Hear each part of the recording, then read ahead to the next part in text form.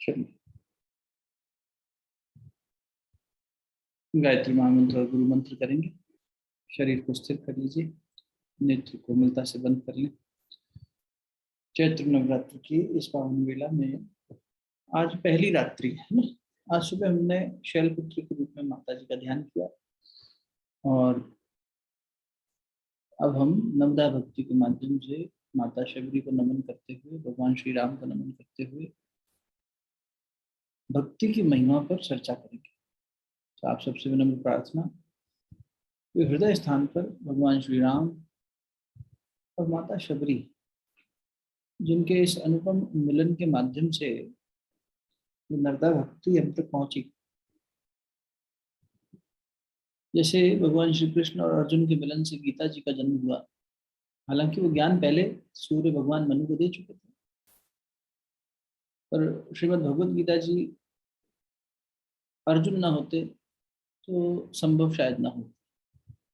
ऐसी नवधा भक्ति का इतना सुंदर उपदेश भगवान श्री राम द्वारा जो शबरी माता को दिया गया, ये उस शबरी माँ को हमें प्रणाम करना चाहिए, जिनकी भक्ति इतनी इतनी गहरी थी कि जिसके माध्यम से भगवान को उन तक आना पड़ा। ये सच्ची भक्ति, भगवान को खींच लिया अपने तक। आज उसी भक्ति की भूमिका बनाएंगे और ये मनोभाव बना रहे, और इस मनोभाव से फिर नवधा भक्ति की जो 9 अलग अलग बातें भगवान ने बताई, उन पर चर्चा करें। शरीर स्थिर, नेत्र कोमलता से बंद। सर्वप्रथम गायत्री महामंत्र और गुरु मंत्र के माध्यम से मनोभूमि तैयार करें। वो गुरु शक्ति जो हमें आगे बढ़ा रही है, मार्गदर्शन दे रही है, चिंतन दे रही है, उसे प्रणाम करेंगे। और जो उस आद्य शक्ति से हमारी पहचान कराए, उस आद्य शक्ति को भी प्रणाम। गायत्री महामंत्र श्रवण करेंगे, धारण करेंगे, वर्ण कीजिएगा सविता के तेज को, मंत्र की शक्ति को। ओम भूर्भुवः स्वः तत्सवितुर्वरेण्यं भर्गो देवस्य धीमहि धियो यो नः प्रचोदयात्। ओम गुरुर्ब्रह्मा गुरुर्विष्णु गुरुरेव महेश्वरः गुरु साक्षात् परब्रह्म तस्मै श्री गुरुवे नमः। अखण्डमण्डलाकारं व्याप्तं येन चराचरं तत्पदं दर्शितं येन तस्मै श्री गुरुवे नमः। मातृवत् लालयित्री च पितृवत् मार्गदर्शिका नमोस्तु गुरुसत्ताय श्रद्धा प्रज्ञायुता च।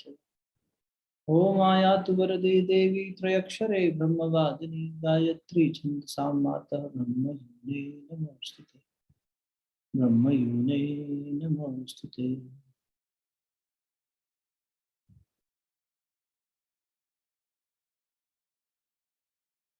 मानस जी की 2 चौपाई का गायन करेंगे, फिर नेत्र। एक, जब भगवान शिव जी ने पार्वती जी से एक बात कही और एक काकभूषण जी ने गरुड़ जी से उपदेश करते हुए कहा। ये 2 हमें भगवान श्री राम की और भक्ति की महिमा से जोड़ती है। भगवान शिव ने पार्वती जी से कहा, अपने निज के अनुभव की बात बताता हूँ पार्वती जी, कि संसार सब मिथ्या है, सत्य यदि है तो सिर्फ भगवान का नाम है, बाकी सब सपना है। तुमा कहूँ निज अनुभव अपना, सत हरि नाम जगत सब सपना। निज अनुभव अब कहूँ खगेसा, बिन हरि भजन नाम मिटहु कलेसा। मंगल भवन अमंगल हारी, दृगहु सुदशरथ अजिर बिहार, दीन दयाल विरज संभारी, हरहु नाथ मम संकट भारी। कहु नाथ अस मोर प्रणामा, सब प्रकार प्रभु पूर्ण का। जय सिया राम जय जय सिया राम, जय लक्ष्मण जय जय हनुमान। जय सिया राम जय जय सिया राम, जय लक्ष्मण जय जय हनुमान। जय लक्ष्मण जय जय हनुमान, जय लक्ष्मण जय जय हनुमान।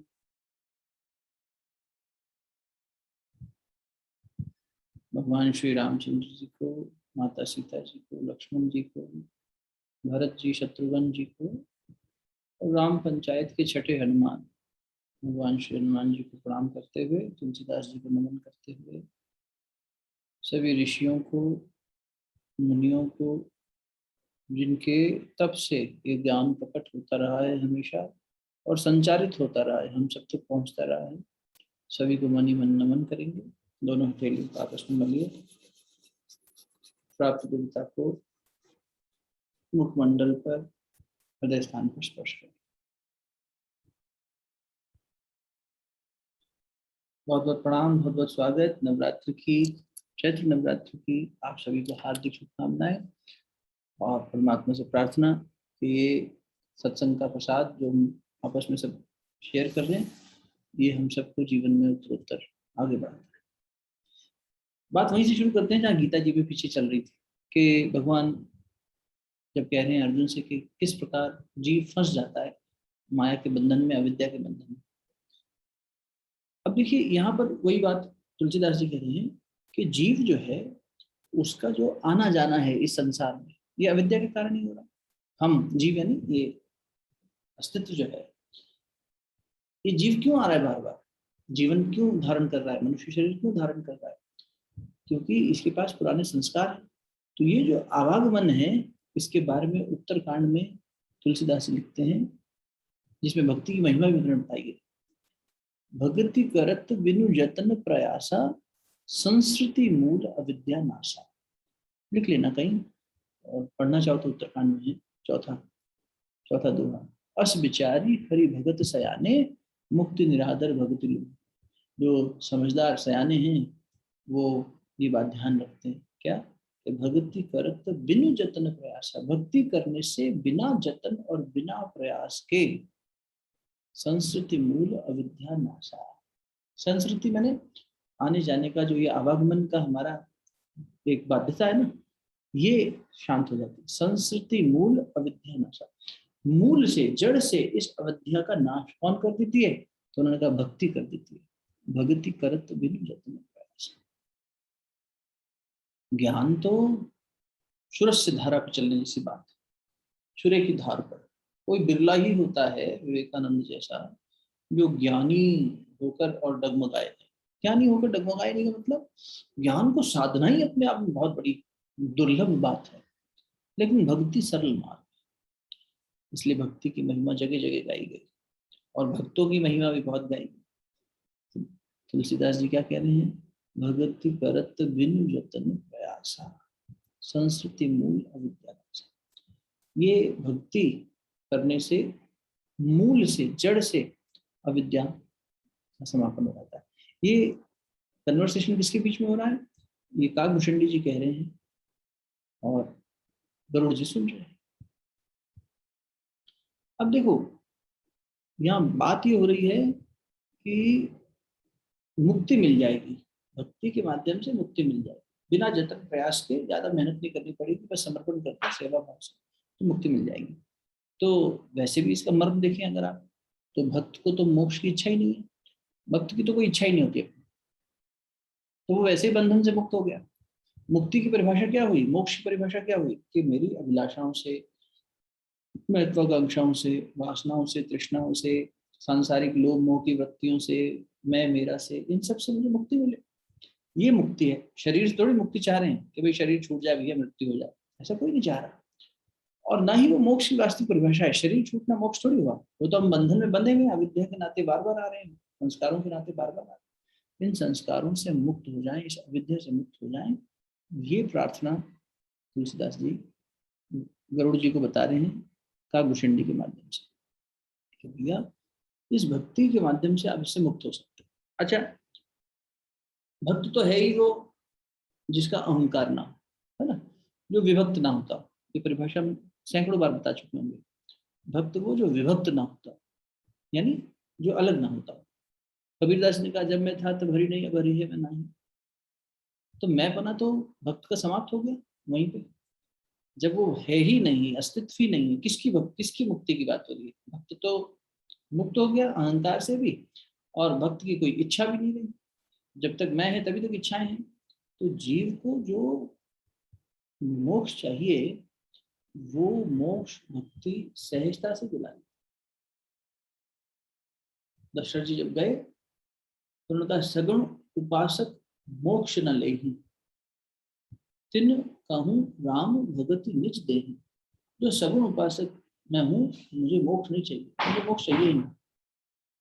और भगवान राम जो है, भगवान क्या देते हैं, देखो भक्त क्या मांग रहा है, सोचने की बात है, सोच कितनी ऊंची है और कितनी गहरी है, कि भगवान हमें मुक्ति नहीं चाहिए, हमें भक्ति चाहिए। प्रहलाद जी की चर्चा अपन कितनी बार करते हैं, अभी होलिका पे अपन ने करी थी, कि भक्त प्रहलाद भगवान की गोद में बैठ रहे हैं, जब हिरण्यकश्यप का वध कर दिया है, तो यही प्रार्थना कर रहे हैं कि हे भगवान, कभी ये भक्ति ना छूट जाए, मुझे भक्ति का वरदान दीजिए।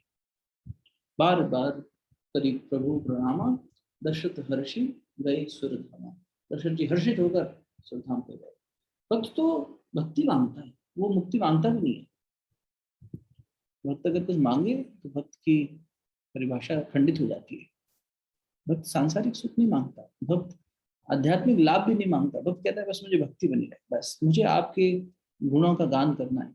मीरा को तो बस ये है कि हर पल हर सांसों में, सांसों की माला पे सिमरू में फीका। हनुमान जी से पूछा, सब लीला खत्म करने के बाद भगवान ने, हम जा रहे हैं, नहीं भैया आप जाइए, चलो हमारे साथ। बोले, वो वैकुंठ में आपकी कथा होगी क्या? बोले, नहीं कथा तो नहीं होगी, वैकुंठ में तो हम ही बैठे हैं, हमारी कथा क्या होगी, हम जहाँ नहीं है वहां हमारी बात हो। तो बोले, फिर हम वहां नहीं जाएंगे, जहाँ आपकी कथा है वहां हम जाएंगे। कथा वो जो व्यथा को दूर कर दे। तो भगवान की कथा जब जब जहाँ जहाँ होती है, वहां हनुमान जी पहुंच जाते हैं। तो ये भक्ति की महिमा है, कि और भक्त की भी महिमा है, दोनों समझना चाहिए। तो भगवान ने शबरी माता को वही भक्ति की व्याख्या करी। अब शबरी कौन है ये भी समझ लो, जिन जिन के बीच का संवाद है समझना चाहिए, पात्र कौन कौन है। एक ऋषि हुए मतंग ऋषि, कहते हैं मतंग ऋषि जब थे, तो सशरीर जब थे, तो उनके आश्रम में हिंसक प्राणी आ जाए चाहे अहिंसक प्राणी हो, सब साथ साथ रह पाते थे। किसी का आपस में द्वेष नहीं होता था, झगड़ा नहीं होता था। शेर बकरी को नहीं परेशान कर रहा, सांप चूहे को नहीं परेशान कर रहा, सब प्राणी आराम से रह रहे हैं और कोई किसी को दुख नहीं दे रहा। ये मतंग ऋषि का तप था। तो मतंग ऋषि के आश्रम में सेवा करने का भाव हुआ। ये भिलनी थी, उस समय जाति प्रथा भी बहुत थी। जब जब अवतार आते हैं ना, तो ऐसी चीजों का खंडन भी करते हैं। भगवान श्री राम ने इस तरह का काम भी किया, जिससे समाज में ये जातिवाद और इसका खंडन हो। उस समय में जो कुरीति होती है ना, जैसा जैसा सब प्रश्न होता है, जैसा जैसा परेशानी होती है, वैसा वैसा अवतार लेकर समाधान लेके मैं आता हूँ। अर्जुन से कहा ना, यदा यदा ही धर्मस्य ग्लानिर्भवति भारत। जब जब धर्म की हानि होती है, हे अर्जुन, तब तब मैं वैसा समाधान लेकर आता हूँ। ये नहीं कि जो मुझे पसंद है वो, जैसी प्रॉब्लम है उस तरीके का सोल्यूशन। तो अब भगवान श्री राम ने कई समस्याओं का समाधान किया। रावण को मारना कोई वो नहीं था उद्देश्य, वो तो भगवान श्री राम ने खुद कहा है, शबरी माता से कहा है हे शबरी माता, लक्ष्मण अपने पैर से भी अगर बाण चला दे ना तो रावण का वध हो जाएगा। ये तो लक्ष्मण में क्षमता है, उसके लिए थोड़ी मैं आया। ये तो एक प्रयोजन, बाई प्रोडक्ट था। हमें लगता है मेन उद्देश्य ये था, नहीं नहीं, छोटा बाई प्रोडक्ट था उनके गोल का। लेकिन जो मेन लक्ष्य था वो था इन ऋषियों से मिलना, ये सारी लीलाएं करना। भगवान को अपने भक्तों के साथ मिलना होता है, तो वो ऐसी लीलाएं करते हैं। तो भगवान ने शबरी जी के पास गए। अब मतंग ऋषि जो है जब थे, उनकी सेवा करने का भाव शबरी माता के मन में जागा। तो शबरी माता ने सोचा कैसे सेवा करूँ, मैं तो अछूत हूँ, ये मेरी सेवा शायद ना ले। तो वो रात को चुपचाप जाकर कुछ भोजन की व्यवस्था और यज्ञ के लिए लकड़ियों की व्यवस्था कर देती। अब देखो, सेवा करने वाले के अंदर भावना होनी चाहिए। तो ये नहीं कि मेरे को रिकग्निशन मिले और मुझे सराहा जाए, कुछ चुपचाप जाके रखाती थी। और रोज सुबह जब शिष्य जाते थे तो उनको मिलता था, तो यज्ञ का सामान भी मिल गया कहीं रखा हुआ, संविधा मिल गई और सामान मिल गया। थोड़ा बहुत अनाज उनाज ले आती थी, थोड़ा सा कहीं से भिक्षा करके वो रख देती थी। उसको भी देता था नहीं, लेकिन जो थोड़ा सा मिलता था अपनी समझ से सेवा कार्य के रूप में जाकर रख देती थी। तो मतंग ऋषि ने कहा शिष्यों से, एक दिन रात को पहरेदारी करना और देखना, और जो मिले उसे पकड़ के लाना। तो ठीक है, उन्होंने देखा, रात को चौकीदारी करी और पकड़ लिया शबरी माता को। भोर के समय ले आए। ऋषि ने दूर से देखा, अब वो शिष्यों में तो वही था, फिर स्पर्श नहीं करना, ये नहीं करना, वो नहीं करना। मतंग ऋषि देखे, बोले हाँ माता बताओ कौन हो तुम। तो बोले ऐसे ऐसे मैं मिलनी हूँ और क्षमा करें, मुझे जो आप दंड देना चाहें मुझे स्वीकार है। उन्होंने कहा नहीं, दंड क्यों देंगे, आप बड़ा अच्छा काम कर रहे हो और शरीर से या जन्म से कोई जाति नहीं होती, आप तो सेवा कर रहे हो, भगवान का काम कर रहे हो। आप अब ये भगवान का काम हम हमारे शिष्यों पे छोड़ दो, आप एक काम करो, भगवान का भजन करो, और आपकी ये भक्ति ही एक दिन परिणित होगी जब भगवान स्वयं आपसे मिलने आए। मतंग ऋषि की ने निर्णय लिया कि उनके लिए कुटिया बना दी जाए शबरी माता के लिए, और वहीं उनका भोजन प्रसाद की व्यवस्था कर दिया। तो वो अपना राम भजन करने लगी। उन्होंने कहा भाई मैं तो फलाहार करती हूँ, मैं भोजन करती ही नहीं, मैं अन्न खाती नहीं हूँ, तो मैं आपके लिए भिक्षा करने जाती थी, कोई देता ही नहीं था। तो थोड़ा बहुत कहीं बचा हुआ अन्न होता था वो बीन के लिए आती थी। तो बोले कि ठीक है, आप फिर जो तप कर रहे हैं वो कर रहे। तप की महिमा देखो, ये नवरात्र में अपन जब तप की बात कर रहे थे ना, तो तपस्या की बड़ी महिमा है। तो फलाहार करती थी, पेड़ के फल खा लिए, कुछ जो भी खाना। और फिर उसके बाद शबरी माता, मतंग ऋषि ने शरीर छोड़ दिया। बाकी सारे लोगों ने बॉयकॉट कर दिया मतंग ऋषि का, आपके आश्रम हम नहीं आएंगे, आपसे कोई चर्चा नहीं करेंगे, विमर्श नहीं करेंगे, आपने एक अछूत के साथ ऐसा किया। और जब मतंग ऋषि चले गए तब तो और ज्यादा दुखद स्थिति होने लगी, क्योंकि जब वो जा रहे थे तो शबरी माता ने भी कहा कि मुझे ले जाओ साथ में। तब उन्होंने ये बात कही कि नहीं, आप सशरीर रहिए, क्योंकि आपके माध्यम से एक बहुत बड़ा काम भगवान को करना है, आप रहिए, भगवान आपसे खुद मिल जाएंगे। ऐसा कह के मतंग ऋषि चले गए। और ये कह गए कि उत्तर से, ये दक्षिण की बात हो रही है, उत्तर से जो है राजकुमार आएंगे, भगवान राजकुमार के रूप में आएंगे और वन वन भटकते हुए तुम्हारे तक पहुंचेंगे। अब देखो, कोई शबरी माता को स्वरूप का वर्णन नहीं किया रामचंद्र जी के या लक्ष्मण जी के स्वरूप का वर्णन किया हो कि ऐसे दिखेंगे वैसे दिखेंगे, कुछ नहीं। आपने किसी को साकार देखा ना हो और आप उसकी प्रतीक्षा कर रहे हो कि मेरा राम आएगा। ये भक्ति देखो कितनी ऊंची, कितना समर्पण, कि मेरा राम किसी दिन आएगा, मैं उसके लिए रोज जो मार्ग है, रास्ता है, वो बुहारती थी, है ना। माता जी ये प्रज्ञा गीत गाया करते थे हम लोग शांति में थे। तुमने आंगन नहीं बुहारा कैसे आएंगे भगवान, मन का मैल नहीं धोया तो कैसे आएंगे भगवान। ये अनुभव तेरे पास हो तो मुझे भेजना, अभी हम लोग साथ में फिर थोड़ा सा उसकी भी दो पंक्ति गा लेंगे। बड़ा सुंदर गीत है। तुमने आंगन नहीं बुहारा, हमने आंगन नहीं बुहारा, कैसे आएंगे भगवान, कैसे आएंगे भगवान। मन का मैल नहीं धोया तो, मन का मैल नहीं धोया तो कैसे आएंगे भगवान, कैसे आएंगे भगवान। अच्छा, बहुत सुंदर गीत है। निर्मल मन हो तो रघुनायक शबरी के घर जाते, निर्मल मन हो तो रघुनायक शबरी के घर जाते, सूर शाम की बाह पकड़ते, साग विदुर घर खाते।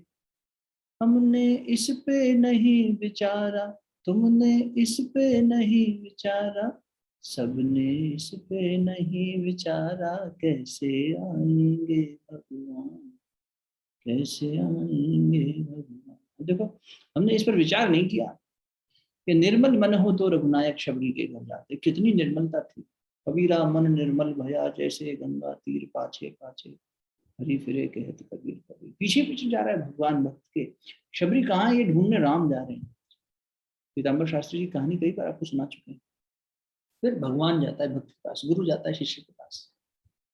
फिर छत पे खड़े होकर ठाकुर रामकृष्ण परमहंस रोते हैं कि विवेकानंद कब आएगा, मेरा नरेन कब आएगा, मेरा ये लीला लीला सहचर कब आएगा। फिर भगवान प्रतीक्षा करते हैं। ये होना चाहिए भक्ति की पराकाष्ठा। ऐसी होती है जहाँ भगवान खुद भक्त तक जाए, न कि भक्त जाए। हम कितनी बार चले जाएंगे गंगा जी, हम कितनी बार चले जाएंगे हिमालय, क्यों ना हम हिमालय अपने मन में उतार लें, क्यों ना वहां की ऋषि सत्ताओं की ऊर्जा मन में उतार लें, लेकिन उसकी शर्त क्या है, पवित्रता, निर्मलता। भगवान उसी पर जोर दे रहे हैं। ये सारा जब तक ये सब साधना के विधान, ये सब हमारे उसी निर्मलता को, उसी स्वच्छता को बनाए रखने के लिए। हो गया बेटा, अब तो है ना, गीत गा लिया तो भेज दे, वैसे व्हाट्सएप पे भेज। तो अब देखो शबरी माता क्या कर रही है, रोज आंगन बुहा रही है और लोग हंस रहे हैं। आसपास के लोग हंसी उड़ा रहे हैं, अरे तुम पागल हो, तुम्हें पता भी है क्या राम कौन है, और आएंगे तो क्या तुमसे मिलेंगे, बाकी इतने बड़े बड़े यहाँ संत महात्मा हैं, मठाधीश हैं, इनसे मिलेंगे। देखो गुरुदेव के बारे में जो साथ चले उन लोगों से सुना है कि गुरुदेव जब कहीं जाते थे तो सबसे पहले उन लोगों से मिलने जाते थे जो वास्तविक ग्राउंड वर्क करते थे ना, उनसे मिलते थे। किसी के घर भोजन भी करना होता था या कुछ ऐसा मन होता था कि भाई हम सत्कार करें, तो कुछ ही धनाढ़ सेठ के यहाँ नहीं जाते थे। वो तो वैसे ही मिलने आ जाएंगे क्योंकि वो लालची हैं। उनको तो कोई फायदा चाहिए, कोई सांसारिक सुख चाहिए, बिजनेस में बढ़ोतरी हो जाए और कुछ हो जाए, परिवार की समस्या का समाधान हो जाए, तो वो तो खुद ही आ जाते थे, ये लोग पैसे का चढ़ाव चढ़ाने। गुरुदेव ने बिरला जी से पैसे लेने से मना कर दिया, बेटा मुझे श्रद्धा का दान चाहिए, मुझे समय का दान चाहिए, पैसे का दान लेके मैं क्या करूँगा, है ना। ये बात है। तो सच्चा गुरु ये होता है, सच्चा संत ये होता है। भगवान कृष्ण ने विदुर के घर जाके विदुरानी के हाथ से छिलके खाने स्वीकार कर। कहते हैं विदुरानी माता जो है काकी बुलाती थी, बुजुर्ग हो गई थी, एकदम जीर्ण अवस्था में शरीर हो गया था, शबरी माता जैसा। विदुर जी तो एकदम सात्विक रहते थे जीवन में हमेशा, कभी ऐसा नहीं कि खूब पैसा मिल रहा है, सलाहकार हैं राजा के तो खूब मिलेगा, नहीं, एकदम कुटिया बना के रहते थे। उनकी कुटिया में जाके भोजन प्रसाद लिया। राजघर राज दरबार से जो मिला हुआ रॉयल वो सब था फैसिलिटीज, वो भी नहीं ली कि भाई सरकारी घर में रह रहे हैं और गाड़ी बंगला मिला, नहीं, पैदल जाते थे विदुर जी।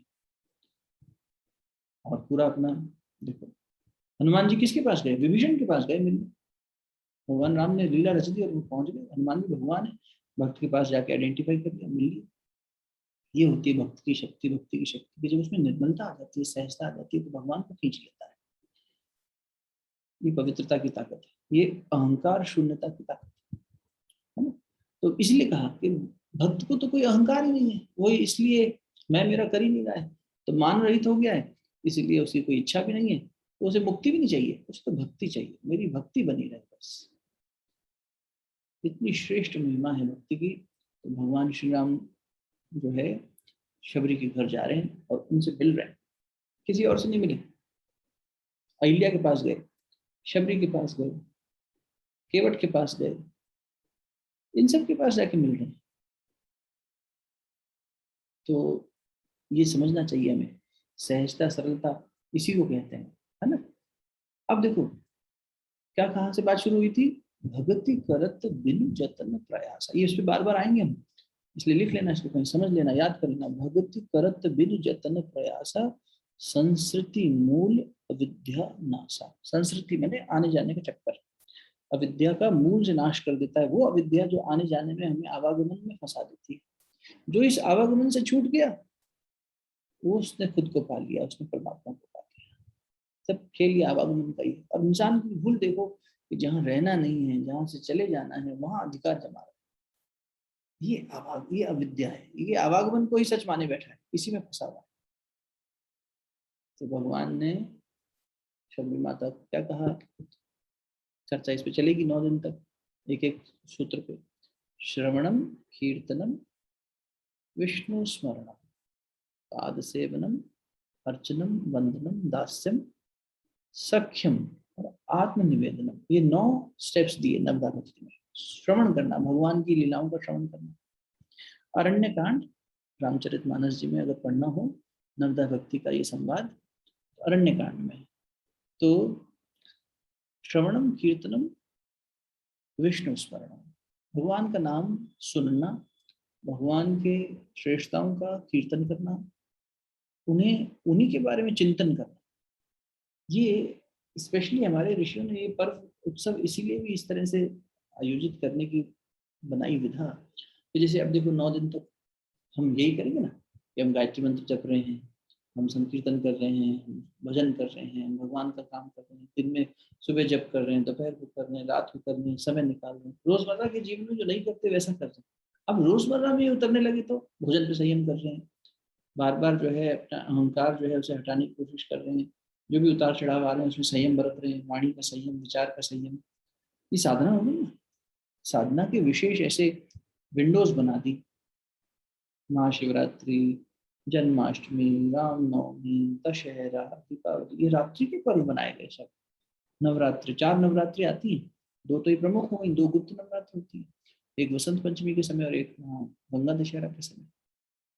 तो हर बार उन्होंने कि हर 3 महीने से अपनी रिफाइनमेंट कर लो, ठीक कर लो खुद को, हर 2-3 महीने में एक बार ऐसा कर लो। जैसे आजकल हम डाइट प्लान बनाते हैं, डिटॉक्स करते हैं समय समय पर, वैसे ही क्यों ना कर लिया जाए, कम से कम इतना तो बना रहे निरंतरता। तो भगवान क्या कह रहे हैं, दिन में या जीवन में भगवान का श्रवण करना, कीर्तन करना, उनको स्मरण करना। पाद सेवन मतलब उनके पैरों की पूजा करना, परमात्मा के पैरों, पूजा मूलम गुरु पदम, गुरु के पैरों की पूजा की जाती है। ध्यान वही रहना चाहिए, जहाँ मन चुके गुरु के पैर याद आने चाहिए, जहाँ जहाँ चरण पड़े गौतम की। बड़ी सुंदर एक पुस्तक कभी पढ़ना होता है, जहाँ जहाँ चरण पड़े गौतम के। भगवान बुद्ध के कुछ पूर्व जन्मों के जितनी भी स्मृतियां हैं उनकी, उन्होंने ध्यान अवस्था में जो उल्लेख करी तो उनके शिष्यों को उन्होंने बताई, उसका संकलन है।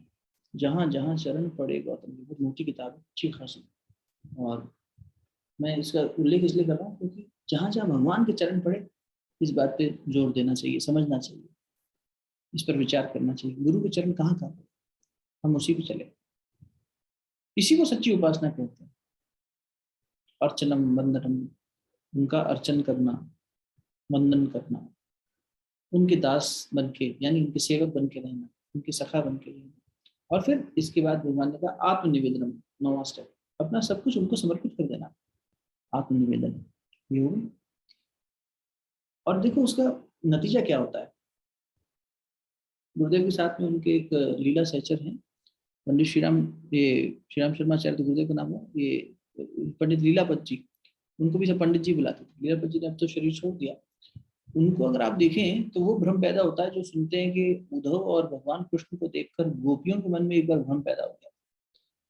जब उद्धव गए हैं, भगवान कृष्ण ने भेजा तो उद्धव गए, तो एक बार के लिए, कुछ पल के लिए ऐसा लगा कि, और भगवान ने भी लीला रच दी, अपना रथ देके भेजा। और पहनावे में, कदकाठी में कजन ब्रदर थे उद्धव उनके, और समकक्ष थे, बराबर आयु के थे, एक जैसे दिखते थे, डीन डॉल एक जैसे था। और उद्धव खुद के ज्ञान पर बड़ा ही गर्व करते थे। देखो ज्ञान गलत नहीं था, ज्ञान का अभिमान गलत था। तो भगवान ने ज्ञान के अभिमान के सामने फिर भक्ति को खड़ा किया कि देखो ज्ञान का अभिमान हो गया, तुमने गलत करा, सरलता होनी चाहिए।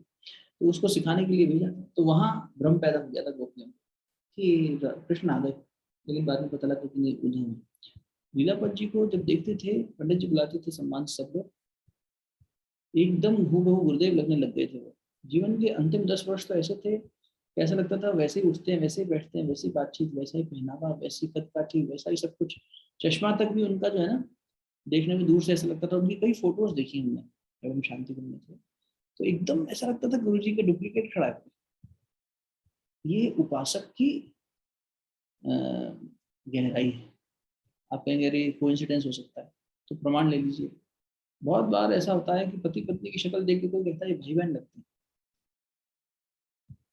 ये सत्य है। आप जिसके साथ रहेंगे और जिसकी उपासना ज्यादा करेंगे, या जिसका चिंतन ज्यादा करेंगे, जिसका श्रवण ज्यादा करेंगे, जिसका कीर्तन ज्यादा करेंगे, चाहे हंस के चाहे रोके, कोई कहे भाई हमारी तो आपस में बनती कम है लेकिन हमारी शक्ल एक जैसी दिखती है, ऐसा लोग कहते हैं। तो भाई एक दूसरे से बनती कम है लेकिन तब भी एक दूसरे से शत्रु भाव में तो साथ में जी रहे हो। भगवान से तो शत्रु भाव में भी उपासना करते तो भगवान जैसा होने लग जाता है मन। तो अगर कोई पति पत्नी खूब खटपट करते हुए भी रहते हैं तो संभव है कि उनकी शक्ल मिलने लगे, एक दूसरे का ही चिंतन मनन करते रहते हैं। अक्सर भगवान वही कह रहे हैं, श्रवणम कीर्तनम स्मरणम पाद सेवनम, ये सब भगवान के प्रति हमारा चिंतन बनाए रखे। ठीक, ये नवदा भक्ति के 9 सूत्र हैं, इन पर चलेंगे एक दिन तक सारी व्याख्या करेंगे। भगवान शुरू कहाँ से कर रहे हैं? भगवान अरण्य कांड में शबरी माता से सबसे पहली बात क्या करें, या तो खोल लो साथ में। नवधा भक्ति कहूं तो ही पाही, सावधान सुनु धरु मन माही। नवधा भक्ति मैं आपसे कह रहा हूँ शबरी माता, नवधा भक्ति कहूं तो ही पाही, आपसे कह रहा हूँ सावधान सुनु धरु मन माही, अपने मन में सावधान होकर इसे धारण करना। भगवान ने ये नहीं कहा, मानस में तुलसीदास लिख सकते थे कि बुद्धि में सावधान धरु बुद्धि माही, बुद्धि में नहीं कहा, मन में कहा। क्यों? देखो बुद्धि का काम है विचार करना, विश्लेषण करना, निर्णय लेना, इंटेलेक्ट। लेकिन मन क्या है? मन वो है जो संकल्प लेता है। मन वहां है जहां विश्वास, जहां आस्था जन्म लेती है। बिन विश्वास भक्ति नहीं होवे, तुलसीदास ने कहा, बिन विश्वास की भक्ति नहीं होगी। तो जब तक ये विश्वास, अभी विश्वास कौन करेगा? मन ही तो करेगा। ये तो मन में है जहां आस्था है, जहां भक्ति है, ये सब पनप सकती है। बुद्धि तो तर्क करेगी, काटेगी। इसीलिए जब किसी व्यक्ति में आस्था कम हो और आप उसे जाके समझाने लगे आस्था के बारे में, उसे नहीं समझ में आता। क्यों? वो बुद्धि के स्तर पर सीख रहा है। उसका मन जिस दिन बदल जाएगा, कोई बहुत भोगी हो, संसार में लगा हो, आप उसे बार बार परमात्मा की ओर मोड़ना चाहिए। तो बुद्धि के आधार पर, तर्क के आधार पर वो बात करना चाह रहा है, आप उससे आस्था की बात करें। ये खेल ही सारा मनोभूमि का है, यहाँ मन मनोलोक का है। इसलिए कहा गया मन ही सबसे बड़ा मित्र, मन ही सबसे बड़ा शत्रु। मन को ही ठीक करना है, मन के अंदर से ये कषाय कल्मश हटाना। तो ये मन ठीक सावधान करके अपने मन में ये बात बिठा लेना। शबरी माता सबसे पहली बात भगवान कह रहे, ये मन भगवान की तरफ उन्मुख रहे, ये मन भगवान से जुड़ा रहे। एक संत महात्मा के सत्संग में हमने सुना कि यशोदा मैया के साथ में कृष्ण लला सो रहे थे, अचानक रोने लगे। नंद बाबा भी वहीं थे, नंद बाबा ने उठाया, पुचकारा। अब देखो कथानक में जो कहने वाले संत होते हैं वो अपनी दृष्टिकोण डालते हैं, कितना सुंदर दृष्टिकोण डाला उन्होंने। उन्होंने कहा देखो क्यों रोए होंगे कान्हा जी, तो देखा तो बोले यशोदा मैया ने करवट बदल ली, इसलिए कृष्ण लला रोने लगे। भगवान क्यों रो रहा है, भगवान क्यों दुखी है? गुरुदेव कहते थे भगवान के पास बैठ के भगवान का दुख समझो। भगवान दुखी इसलिए है कि तुमने, भगवान सहज उपलब्ध है लेकिन मुंह मोड़ा हुआ है संसार की तरफ, मुंह मोड़ा हुआ है अपनी वृत्तियों की तरफ। तो तुम भगवान की तरफ से करवट करके बैठे हो। भगवान बिल्कुल बगल में है लेकिन हमने अगर पीठ कर ली, ठाकुर रामकृष्ण परमहंस कहते थे पूर्व की ओर देखो, पूर्व की ओर। ये पूर्व पश्चिम ईस्ट वेस्ट वाला नहीं जो हम आजकल कंपैरिजन करते हैं कि वेस्टर्न लाइफस्टाइल ईस्टर्न लाइफस्टाइल। पूर्व की ओर देखो मतलब सूर्य की ओर देखो, केंद्र की ओर देखो, पूर्व की ओर देखो। बहुत कहते थे केंद्र की ओर देखो। तुम परिधि पे ढूंढते रहते हो, हद हद जाए हर कोई, अनहद जाए न कोई, हद अनहद के बीच में रहा कभी रसोई। सब सब संत यही बात कह रहे हैं। सब जगह से अलग अलग तरीके से यही बात कही जा रही है कि तुम कहाँ देख रहे हो। अगर तुम्हें, अभी हम एक गोपा की चिट्ठी लिख रहा था मैं, चलो आपको शेयर करता हूँ। यहाँ गंगा जी गए, त्रिवेणी घाट है इधर, तो उधर एक बालक, 2-3 बालक थे, वो जा जाके बार बार सीढ़ियों से नीचे उतर के ऐसे बीन बीन के ला रहे। तो यहाँ देखते यही भाव आया मन में कि देखो हम लोग यही कर रहे हैं जीवन में। क्या हम सरहद, यहाँ पे तट पे खड़े रह जाते हैं, समुद्र की गहराई में नहीं जाना चाहते, परमात्मा की गहराई में नहीं जाता। परमात्मा कितना चाहिए? इतना चाहिए बस, थोड़ा सा नाम मात्र का। और हमें मुक्ति बहुत बड़ी चाहिए अपनी संसारिक चीजों से। हम इसलिए 2 पैसे 4 पैसे इकट्ठे कर लेते हैं, कुछ सांसारिक सुख, सांसारिक भोग बीन लेते हैं, जिससे वो बालक कर रहा था। और वही अगर गहराई में जाए, कोई गोताखोर हो, तो फिर मोती बीन के लाएगा, कुछ गहरा बीन के लाएगा। जो गहराई में जाएगा उसे मिलेगा। तब विवेकानंद को मिला जब गहराई में गए, उससे पहले नहीं दिया। चाहे कितने भी तुम अवतार हो, लेकिन तुम उस गहराई को जानो पहले, तब देंगे। अनुभूति करा दी, बता दिया कि हम दे सकते हैं, ताकि एकदम स्थिरता बन जाए, एक संबंध बन गया। तो इसलिए करवट बदलें। अगर हम आज इतना भी बात याद रख लें आज के सत्संग में, कि हमारी करवट भगवान की तरफ, कृष्ण के साथ में उन्मुख थे अर्जुन, इसलिए प्राप्त हो गया सब कुछ, ठीक है ना। इसलिए भगवान की तरफ उन्मुख रहो, भगवान से जुड़े रहो, चाहे कितनी भी बड़ी परीक्षा हो। पार्वती जी से सप्तऋषि मिलने गए, यही मानस जी में है। पार्वती, बालकांड खोल लो, बालकांड में पार्वती जी से संवाद करने गए, भगवान शिव ने लीला रची, उन्होंने कहा सप्तऋषियों से आप जाइए, और पार्वती जी बहुत तप कर रही हैं, पर्वत की पुत्री, वो चाहती हैं कि हमारा वर्ण करें। तो देखिए उनके तप में सत्यता और स्थिरता कितनी है। परमात्मा परीक्षा तो लेता है, ये देखने के लिए कि भाई वास्तव में, जैसे माँ बच्चे की परीक्षा लेती है ना, आप कहेंगे नहीं हम तो नहीं लेते अपने बच्चे की परीक्षा, अरे ली होगी। जब वो हो हल्ला मचाता है, रोना खाना करता है, ठाकुर कहते थे, तो माँ हर बार थोड़ी ना उसे दूध पिला देती है। जब उसे भूख लगती है, प्यास लगती है, तभी दूध पिलाती है। हर बार रोने को दूध से नहीं शांत किया जाता। ये हो सकता है कि दर्द से रो रहा हो सकता है कि सिर्फ बहाना कर रहा हो, सिर्फ ध्यान आकर्षण कर रहा हो, तो वो हमेशा ये नहीं कि जाके दूध पिला दिया या उसकी मनपसंद चीज दे दी। ऐसे ही भगवान की परीक्षा तो लेता ही कि ठीक है, इसे ये चीज पसंद है, देखते हैं। तो ऋषियों ने क्या कहा है, ऋषियों ने बड़ा सुंदर तरीके से बात रखी, सप्त ऋषियों ने। उन्होंने कहा, अरे बौरे बरई लागे तब की ना, आप क्या बौरा गई हैं जो उसके लिए तप कर रही हैं। किसके लिए? कैलाशवासी शिव के लिए। उसका भी कोई वर्ण करना चाहेगा?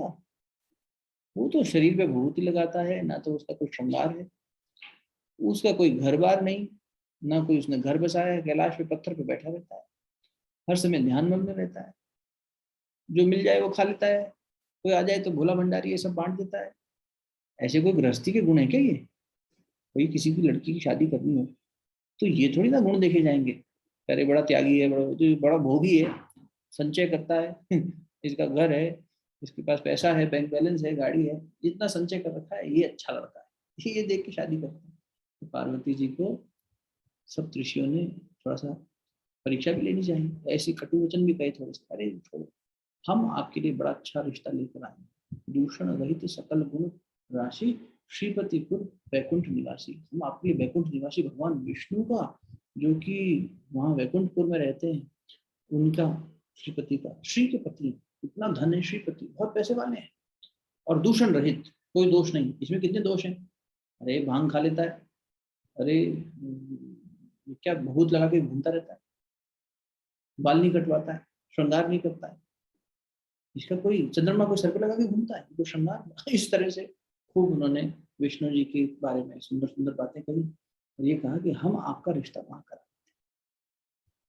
सुनती रही, देखो अगर आपने मानस जी बोली हो तो।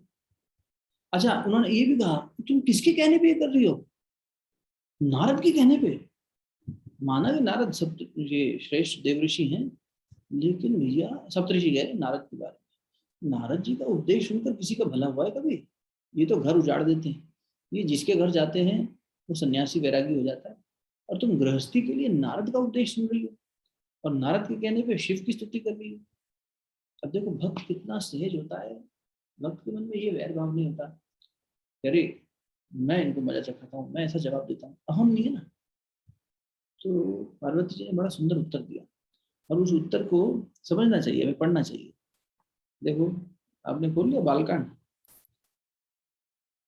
अब उन्होंने क्या कहा, पार्वती जी कह रही है, कह रही बिल्कुल आपने बिल्कुल सत्य सत्य कहूँ, गिरि भव तनु एहा, हट न छूट छूटे बरु देहा। आपने बिल्कुल सत्य बात कही, लेकिन अब हमारे मन ने हट कर पाल लिया, अब ये हट छोड़ता नहीं। ये इसने ऐसी हट पाल ली है कि चाहे शरीर छूट जाए, लेकिन मैं अपनी हट नहीं छोड़ूंगा। और क्षमा कीजिएगा, मैं भी पर्वत की पुत्री हूँ, हम पर्वत की पुत्री हूँ, तो फिर मैंने भी पूरे पैर जमा लिए, अपनी मन मन ने पूरे पैर जमा लिए, मैं ये नहीं छोड़ सकता। आपने बिल्कुल ठीक कहा कि मेरा शरीर पर्वत से उत्पन्न हुआ है और ये सब, लेकिन नारद जी के वचन तो मैं नहीं छोड़ सकती। नारद वचन न मैं परिहरऊं, मैं नहीं छोड़ सकती। बसौ भवन उजरऊ नहीं डरूं, चाहे मेरा बसा बसाया घर उजड़ जाए तो भी मैं नहीं डरूंगी। गुरु के वचन प्रतीति न जेहि, चौथा दोहा है, गुरु के वचन प्रतीति न देहि, सपने हूँ सुगम न सुख सिद्धि देहि। कितनी बड़ी बात सीखने के लिए हमारे लिए, जो खुद को शिष्य कहते हैं हम लोग, कि गुरु के वचन प्रतीति न जेहि, जिसके मन में प्रतीति माने प्रेम नहीं है गुरु के वचन से, सपने हूँ सुगम न सुख सिद्धि देहि, उसको तो सपने में भी सुख नहीं मिल सकता। अविद्या के मारे हम सुख का भोग कर ही नहीं पाए, वास्तविक सुख का तो भोग नहीं कर पाए। कभी सुखी हो रहे हैं, कभी दुखी हो रहे हैं, इन्होंने ऐसा कह दिया हम दुखी हो गए, उन्होंने वैसा नहीं किया तो हम दुखी हो गए, इन्होंने अपमान कर दिया तो हम दुखी हो गए। कभी सुखी होने के नाम पर अपने अहंकार का पोषण हो जाता तो हम सोचते हैं ओहो हमारे को जैसे टेस्ट था वैसा खाना मिल गया, हम सुखी हो गए। हमें जैसे सम्मान चाहिए था वैसा किसने प्रशंसा कर दी, हम सुखी हो गए। हमें किसने माला पहना दी, हम फूले नहीं समाये। ये क्या हो गया? ये सुख थोड़ी है, ये तो वासनाओं तृष्णाओं का या मनोकामनाओं की पूर्ति का एक वो है, जश्न है। ये सुख नहीं है। सुख तो वो है जो मीरा ने चखा, जो कबीर ने चखा, जो नानक ने चखा, सूर ने चखा। ये सुख चखना होता है। हम तो अमृत चख ही नहीं रहे, हम तो वही है, दो दो पैसे बटोर रहे हैं किनारे से, हम तो गहरे जा ही नहीं रहे। तो आप ठीक कह रहे हैं, बिल्कुल ठीक कह रहे हैं, लेकिन अब करें क्या? आप लेट हो गए आने में। वही कहेंगे, एकदम यही बात कहेंगे। आप पढ़ना चाहो तो खुद एक एक पद पढ़ेंगे, एक दुआ पढ़ेंगे, समय लग जाएगा। तो एकदम ये कहेंगे, आपने बिल्कुल ठीक कहा महाराज, लेकिन अब क्या करें, आप देर से आए और आप प्रस्ताव बड़ा देर से लाए। हमारे मन ने तो शिव को अभी नहीं, अनेकों जन्मों में, करोड़ों जन्मों में हमेशा शिव को ही पाने की ठान ली है। और तो और भगवान शिव भी अगर कह देंगे ना, तो भी मैं नारद का उपदेश नहीं छोड़ूंगी। नारद मेरे गुरु जी बन के आए और उन्होंने गुरु के रूप में जो बात कही, मैं उसे नहीं छोड़ सकती, चाहे इसके लिए मेरा घर क्यों ना उजड़ जाए, कुछ क्यों ना उजड़ जाए। वो ऋषि ने जब देखा था पार्वती जी को, तो ऐसा लगा कि तपस्या की साक्षात मूर्ति बैठी स्थिर एकदम। तो व्यतिरेक उत्पन्न करते हुए उन्होंने परीक्षा ली, ये थोड़ा सा इनको तंग करते हैं और इनकी परीक्षा लेते हैं। लीला थी भगवान की, किया उन्होंने, टेस्ट किया।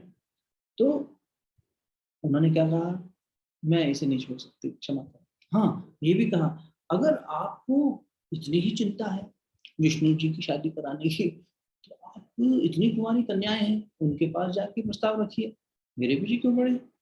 और अब मेरी तपस्या भी काफी बीच में व्यतिरिक्त आ गया है, तो मैं आपसे निवेदन करूंगी कि आप ये, क्योंकि आप बहुत श्रेष्ठ कार्य के लिए निकले हैं कि भाई विष्णु जी की शादी का प्रस्ताव लेके जाएं, तो फिर कोई और उचित कन्या को ढूंढने में आप विलंब ना करें। मतलब संकेत कर दिया गया, अब आप जाइए। हमारे साधक इस मामले में संयमित होता है और उसे पता होता है कि उसे व्यर्थ समय कहाँ नहीं देना है।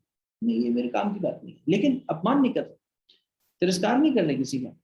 भक्त किसी को ये नहीं कि देखो हमने स्पॉन्टेनियसली कितना अच्छा जवाब दिया और हमने इनका अहित कर दिया और हमारे जवाब से देखो उनको कोई मुंह लटक गया, आए थे बड़े हमें चैलेंज करने, टेस्ट करने, देखो हमने भी ऐसा ऐसा जवाब दिया। नहीं, वो भाव नहीं, पूर्ण ससम्मान। लेकिन बाद में ये भी कह दिया, संकेत कर दिया, अब हम अपनी साधना करें, हो गई बात खत्म।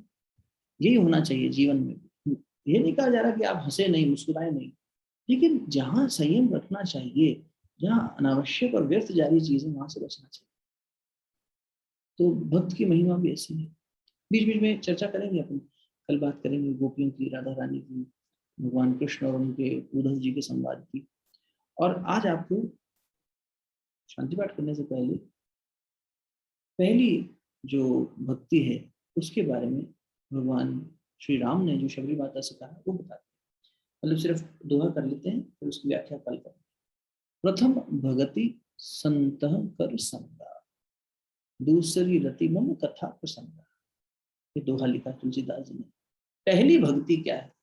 तो बोले संतों की संग करना, संतों का संग पहली भक्ति है। संत क्या होते हैं, संतों की महिमा क्या होती है, संतों का संग करने से क्या लाभ मिलता है, हम लोग कर भी रहे हैं एक दूसरे का साथ करने से। और भगवान, ये संत कौन है यहाँ पर, हम लोग जिन जिनका चिंतन करते हैं वो संत है। तो ये ग्रंथ एक तरह से संत का ही स्वरूप है। किसी संत ने इस बात को कहा, उनका चिंतन अपन मनन करते हैं, सारी बातें एक साथ डिस्कस करते हैं, तो सत्संग हो गया एक तरह से। सत का संग करना, संतों का संग करना, तो इस पर थोड़ी सी और विस्तार से चर्चा करेंगे कि संग करें तो किसका करें। हम संग करते हैं संसार का, कैसे संतों की तरफ जाया जाए और उससे क्या लाभ मिलता है। और दूसरी रति, रति मैंने फिर मन किस में लगने लगे, मम कथा प्रसंगा, जहाँ मेरी कथा प्रसंग चल रही हो वहाँ भगवान का, मेरी मतलब यहाँ भगवान कह रहे हैं, तो भगवान की जहाँ चिंतन चल रहा हो, मनन चल रहा हो, बात चल रही हो, वहां पर रति लगनी चाहिए। हमारी रति किस में लगती है, न्यूज चैनल में लगती है, सोशल मीडिया में लगती है, संसारिक उसमें लगती है, बच्चों में, घर वालों में लगती है। अरे वो जिम्मेदारियां हैं, उनको जिम्मेदारी जितना कार्य करके पूर्ण कर देना चाहिए। बाकी हमारा मूल में चिंतन तो वैसे ही रहना चाहिए। कोई भाई व्यवहारिक नहीं है तो ठाकुर रामकृष्ण परमहंस याद आ जाते हैं बार बार, उनकी एक बात से समापन करेंगे आज के सत्संग का। ठाकुर कहते थे कि पुराने साथियों ने सुना है कई बार, तो देखो एक काम वाली महिला जो दूसरों के घर जाके सेवा करती है, बर्तन मांजती है, घर गृहस्थी का हेल्प करती है, मेड कह लें आज की भाषा में, तो वो जाती है तो उस घर को और उस घर के प्राणियों को अपना परिवार समझ के, अपना घर समझ के सेवा करती है। अच्छी होगी तो करेगी। हमारे बच्चे को गोद में उठाई कहेगी आ मेरी प्यारी गोपा आजा बेटा खाना खा ले। हमारे को संबोधन में भाई बहन करके अच्छे से सेवा करेगी, निर्मल भाव से, घर की साफ सफाई अच्छे से करेगी। लेकिन उसे याद है कि ये घर मेरा नहीं, मेरे बच्चे कहीं और हैं, मेरा घर कहीं और है।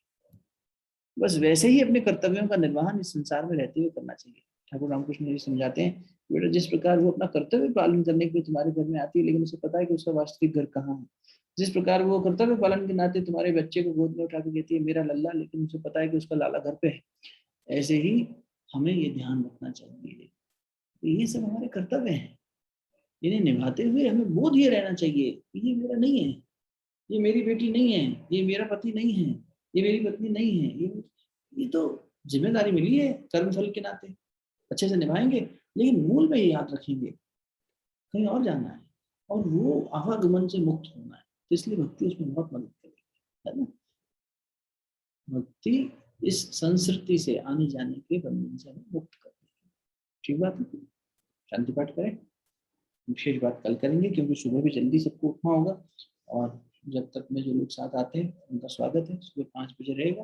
कल हम दूसरा दिन ध्यान करेंगे, पहले माता जी के स्वरूप का और फिर उसके बाद में आगे की जब की क्रम को आगे बढ़ाएंगे। ठीक है, शरीर को स्थिर कर लीजिए, नेत्र कोमलता से बंद कर लीजिए, शांति पाठ।